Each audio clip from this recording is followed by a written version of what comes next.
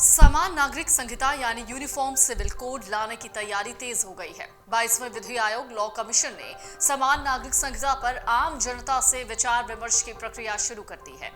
आयोग द्वारा जनता, सार्वजनिक संस्थान और धार्मिक संस्थानों और संगठनों के प्रतिनिधियों से 1 महीने में इस मुद्दे पर राय मांगी गई है। इससे पहले विधि आयोग ने 2016 में इस मुद्दे पर गहन विचार विमर्श प्रक्रिया शुरू की थी। 21वें विधि आयोग ने 2018 मार्च में जनता के साथ विमर्श के बाद अपनी रिपोर्ट में कहा था कि फिलहाल समान नागरिक संहिता यानी कॉमन सिविल कोड की जरूरत देश को नहीं है, लेकिन पारिवारिक कानून यानी फैमिली लॉ में सुधार की बात जरूर की थी। 22वें विधि आयोग को हाल ही में 3 साल का विस्तार मिला है। आयोग ने अपने बयान में कहा, पिछले परामर्श को जारी होने की तारीख से 3 साल से अधिक समय बीत चुका है।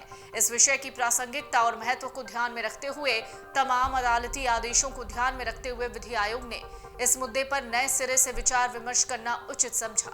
आयोग ने 2016 में कानून और न्याय मंत्रालय द्वारा भेजे गए रेफरेंस पर यूनियन सिविल कोड से संबंधित मुद्दों को परखना शुरू कर दिया है। बयान में कहा गया, भारत के 22वें विधि आयोग ने फिर से समान नागरिक संहिता के बारे में बड़े पैमाने पर जनता और मान्यता प्राप्त धार्मिक संगठनों के विचारों को जानने का फैसला किया है। इच्छुक और विधि आयोग के नोटिस की तारीख से 30 दिनों के भीतर अपने विचार पेश कर सकते हैं। जरूरत पड़ने पर आयोग व्यक्तिगत सुनवाई या चर्चा के लिए किसी व्यक्ति या संगठन को बुला सकता है। लेकिन इन सब के बीच एक बड़ा सवाल यह है कि आखिरकार क्या है यूनिफॉर्म सिविल कोड यानी समान नागरिक संहिता। यूनिफॉर्म सिविल कोड यानी यूसीसी का मतलब है भारत में रहने वाले हर नागरिक के लिए एक समान कानून, चाहे वो किसी भी धर्म या जाति का क्यों ना हो, यानी हर धर्म, जाति, लिंग के लिए एक जैसा कानून। अगर सिविल कोड लागू होता है तो विवाह, तलाक, बच्चा गोद लेना और संपत्ति के बंटवारे जैसे विषयों में सभी नागरिकों के लिए एक जैसे नियम या कानून होंगे। समान नागरिक संहिता लागू करना बीजेपी के चुनावी घोषणा पत्र का हिस्सा रहा है। बीजेपी ने हाल ही में कर्नाटक विधानसभा चुनाव से पहले समान नागरिक संहिता का वादा किया था। उधर उत्तराखंड जैसे राज्य अपनी समान संहिता तैयार करने की प्रक्रिया में हैं। तत्कालीन कानून मंत्री किरेन रिजिजू ने दिसंबर 2022 में राज्यसभा में लिखित जवाब में कहा था, समान नागरिक संहिता को सुरक्षित करने के प्रयास में राज्यों को उत्तराधिकार, विवाह और तलाक जैसे मुद्दों को तय करने वाले व्यक्तिगत कानून बनाने का अधिकार दिया गया है।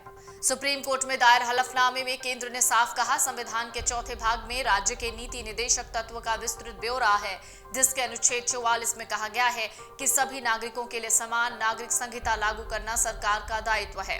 अनुच्छेद 44 उत्तराधिकार, संपत्ति अधिकार, शादी, तलाक और बच्चे की कस्टडी के बारे में समान कानून की अवधारणा पर आधारित है। तो समान नागरिक संहिता लागू होने के फायदे क्या हैं? दरअसल अधिवक्ताओं की माने तो भारत में 2 प्रकार के पर्सनल लॉ है। पहला है हिंदू मैरिज एक्ट 1956, जो कि हिंदू, सिख, ईसाई, जैन और बाकी धर्मों और संप्रदायों पर लागू होता है। दूसरा है मुस्लिम धर्म को मानने वालों के लिए लागू होने वाला मुस्लिम पर्सनल लॉ। ऐसे में जबकि मुस्लिमों को छोड़कर बाकी सभी धर्म और संप्रदायों के लिए भारतीय संविधान के प्रावधान के तहत बनाया गया हिंदू मैरिज एक्ट 1956 लागू है, तो मुस्लिम धर्म के लिए भी समान कानून लागू होने की बात की जाती है।